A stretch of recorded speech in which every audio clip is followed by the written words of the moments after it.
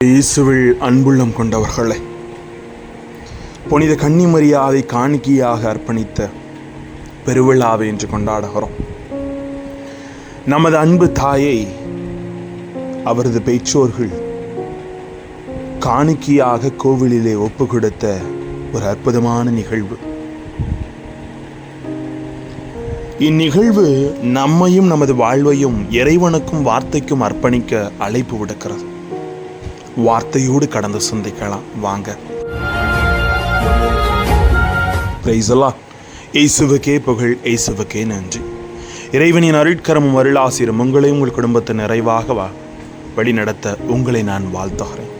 அன்பில் இனியவர்களே, மனிதன் தன்னை படைத்து பாதுகாத்து வழிநடத்துகிற கடவுளுக்கு தன்னால் முடிந்த காணிக்கை செலுத்த விரும்புகிறான். எனவே தான் தன்னிடம் இருக்கும் பொருளையோ விளைச்சலிலிருந்து பெறுகின்ற முதற் கனிகளையோ இறைவனுக்கு கொடுக்கின்றான். மனிதன் இறைவனுக்கு அளித்த காணிக்கை பொருள் மீது அவனுக்கு எந்த உரிமையும் கொள்ள முடியாது. ஒரு பொருளை கடவுளுக்கு ஒப்பு கொடுத்த பிறகு அது கடவுளுக்கு சொந்தமாகி விடுகிறது. நாம் அந்த பொருளை கோவில் பணிக்கோ ஏழைகளுக்கோ பொது நலனுக்கோ பயன்படுத்துகிறோம். பழைய ஏற்பாட்டில் அர்ப்பணம் குறித்து 2 வார்த்தைகள் பயன்படுத்தப்பட்டுள்ளன. அவைகள் கிடேஸ், நாசீர் என்பதாகும். ஆண்டவருக்காக மனிதரையோ பொருளையோ இடத்தையோ புனிதமாக்கும் போது கிடேஸ் என்றழைக்கப்பட்டு சொல்லுகிறார்கள். நீதிமொழி 17:4 வாசிக்கிறோம். மேலும் 1 அரசர் 8:64 நமக்கு தெளிவுபடுத்துகிறது. நாசீர் என்பது ஒருவர் தாமாகவே முன்வந்து தம்மையே கடவுளுக்கு அர்ப்பணிப்பதாகும். ஆண்டவர் மோசேக்கு கொடுத்த கட்டளைகளில் 1 என்பதாகும்.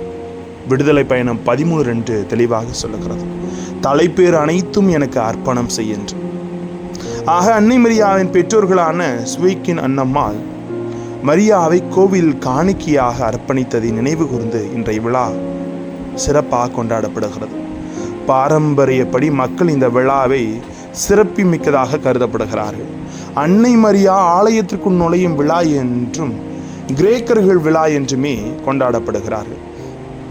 இந்த அர்ப்பணம் பற்றி விவிலியத்தில் எந்த குறிப்பும் இல்லை. ஆனால் திருமுறை பட்டியலை சாரா யாக்கோபு நற்செய்தியில் மரியாவை கோவில் காணிக்கையாக அர்ப்பணித்ததாக குறிப்புகள் உள்ளன. மரியாவின் பெற்றோர்கள் குழந்தை பேரின்றி தவித்தனர். அவர்களது தொடர் மன்றாட்டை கடவுள் கேட்டு அண்ணா கரித்தரித்து மரியாவை பெற்றெடுத்திருக்கின்றார்கள். ஆண்டவருக்கு அவரது பெற்றோர் கொடுத்த வாக்குறுதிக்கேற்ப மரியாவுக்கு 3 வயது நடக்கும்போது அவரது பெற்றோர் அன்னை மரியாவை கோவிலில் அழைத்து வந்து காணிக்கையாக்கினர். நமது தாய் ஆலயத்தில் தங்கி கல்வி கற்றார். பழைய ஏற்பாடுகளின் நூல்களை கற்று மெசியாவை குறித்துள்ள பகுதிகளில் திறம்பட கற்று தேர்ந்தார்.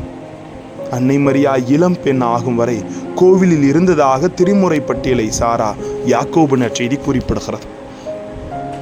நமது திரு அவையில் 6வது நூற்றாண்டில் அன்னை கன்னிமரியாவின் அர்ப்பண விழா தொடங்கப்பட்டுள்ளது. பேரரசர் 1 ஐன்ஸ்டீனியன் சிதைவுற்று கிடந்த எருசலேம் கோவிலுக்கு அருகில் ஒரு கோவில் எழுப்பி அதை 545ஆம் ஆண்டு புனித கன்னிமரியாவுக்கு அர்ப்பணித்தார். எருசலேம் கோவில் முற்றுகையின் போது மரியா காணிக்கையாக ஒப்படைக்கப்பட்ட கோவில் 614ஆம் ஆண்டு இடிக்கப்பட்டாலும் மக்கள் இந்த விழாவை தொடர்ந்து கொண்டாடி மகிழ்ந்தனர். 9ஆம் நூற்றாண்டு முதல் இத்தாலியின் தென்பகுதி முழுவதும் இந்த விழா வெகு சிறப்பாக கொண்டாடப்பட்டது. திருப்பலி புத்தகத்தில் இந்த விழா பட்டியல் 1472 சேர்க்கப்பட்டது.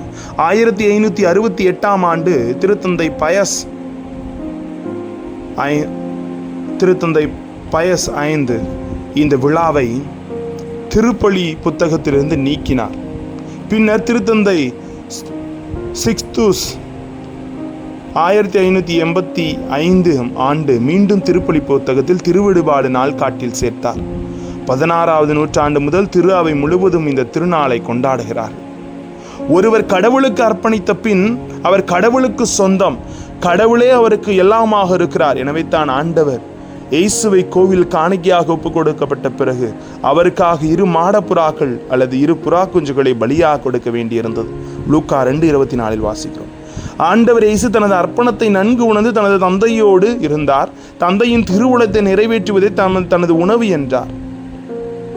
அன்னை மரியாளும் வானதூதர் கபிரேல் வழியாக இறை திருவுளத்தை அறிந்த பின் அந்த திருவுளத்தை நிறைவேற்றுவதில் தனது வாழ்வு முழுவதும் தியாகமாக செய்தார். ஆண்டவர் இயேசு அர்ப்பணத்தை பற்றி சொல்லும்போது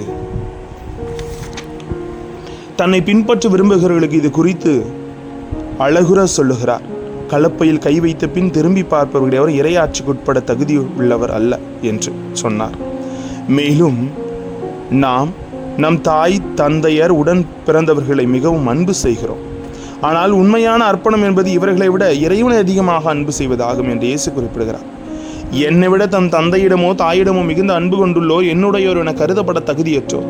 என்னை விட தன் மகனிடமோ மகளிடமோ மிகுதியாய் அன்பு கொண்டுள்ளோர் என்னுடையோர் என கருதப்பட தகுதியற்றோர் என்று மத்தேயு 10:37 சொல்லுகிறார்.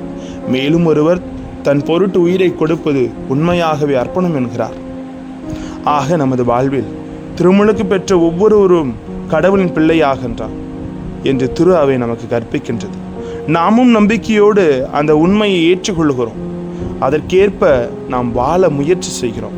எனவே திருமுழுக்கு வழியாக நாம் நம்மையே கடவுளுக்கு அர்ப்பணிக்கின்றோம். திருமுழுக்கு பெற்ற ஒவ்வொருவரும் கிறிஸ்துவை போன்று வாழ அறிவுறுத்தப்படுகிறோம். நாமும் இயேசுவை போன்று நற்செய்தி அறிவிப்பது நமது கடமையாக இருக்கிறது. நாம் பெற்ற இறை நம்பிக்கைக்காக நமது உயிரையும் பலியாக தயாராக இருக்க வேண்டும். ஆதி திரு அவையில் மக்கள் தங்கள் பெற்ற நம்பிக்கைக்காக தங்கள் உயிரையே தியாகம் செய்தார்கள். நமது வாழ்வு எத்தகையதாக இருக்கிறது என்று சிந்திக்க அழைக்கப்படுகிறோம். என்று கிறிஸ்துவர்கள் தாங்கள் பெறுகின்ற அழைத்தலும் அர்ப்பணம் இல்லறமோ துறவரமோ எதுவாக இருந்தாலும் நாம் நமது அழைத்தலின் மேன்மையை உணர்ந்து அர்ப்பணமாக அமைகிறது.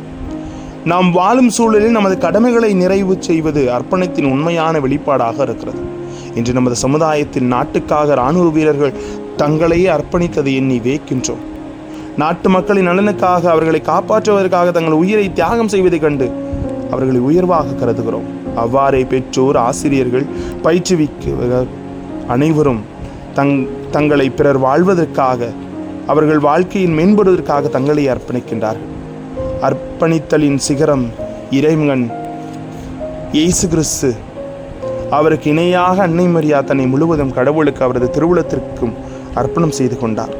இயேசுவோடு இணைந்து தனது பணியை நிறைவேற்றினார். இயேசுவின் சிலுவை அடியில் அன்னை மரியா துணிந்து நின்று இயேசுவுக்கு மிகுந்த ஆதரவாக இருந்தார். அன்னை மரியா தன்னை பற்றி சிந்திக்கவில்லை, மாறாக பிறர் நலனின் அக்கறை உள்ளவர்களாக இருந்ததை நாம் உணர்கிறோம். நமது அர்ப்பணத்தின் முழுமையை பிறரோடு இணைந்து பணியாற்றுவது. இறைமகன் இயேசு தன் சீடர்களை 2 பேர் வீதம் அனுப்பியதன் நோக்கமே நாம் எல்லோரும் ஒன்று சேர்ந்து பணியாற்ற வேண்டும் என்பதாக. இறைமகன் இயேசுவுக்கு 12 திருத்தூதர்களையும் 72 சீடர்களையும் தெரிந்து கொண்டதன் நோக்கமும் எல்லோரும் ஒன்றிணைந்து பணியாற்ற வேண்டும் என்பதாகும். மேலும் நமது தனிப்பட்ட அழைத்தின் வழியாக கடவுளுக்கு அர்ப்பணிக்கப்பட்ட நாம் எவ்வாறு செயல்படுகிறோம்? நமக்குள் வேறுபாடுகளால் நாம் வெவ்வேறு குழுக்களாக செயல்பட்டு எதிர் சான்றுகளாக வாழாமல் கிறிஸ்துவுக்கு சான்று பகர்கின்ற இறைமக்களாக வாழ முயற்சி செய்வோம். வரம் வேண்டுவோம். ஜெபிப்போமா. அன்பு தாய், அருளினை எங்களுக்கு பொழிந்தது போல ஆண்டவரே, நாங்களும் எங்கள் அர்ப்பணத்தின் உணர்வை உணர்ந்து எல்லாம் இறைவனுக்கு என்ற உணர்வோடு வாழ எங்களை ஆசீர்வதியும் ஆண்டவரே. Praise the Lord.